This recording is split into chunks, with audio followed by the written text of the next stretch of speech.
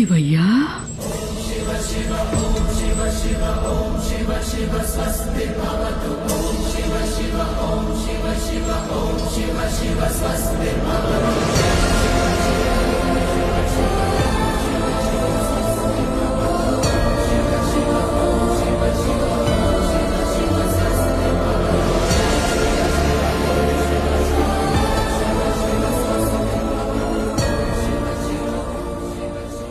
నీకు తలకొరివి పెట్టి ఓ తల్లి మనసు సంతోషపెట్టొచ్చున్న ఆశతో వచ్చాను.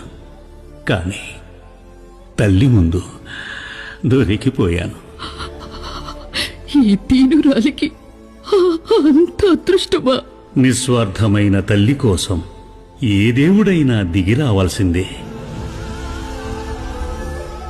చెట్టు ఆకుకి నీటి బొట్టుకి కరిగిపోతాడు ఈ శివుడు.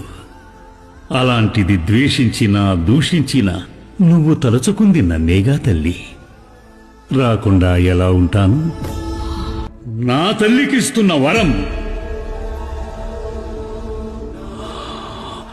మమైక్య ప్రాప్తిరస్తు.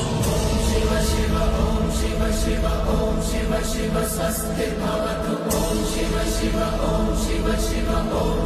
శివ స్వస్తి భవతు.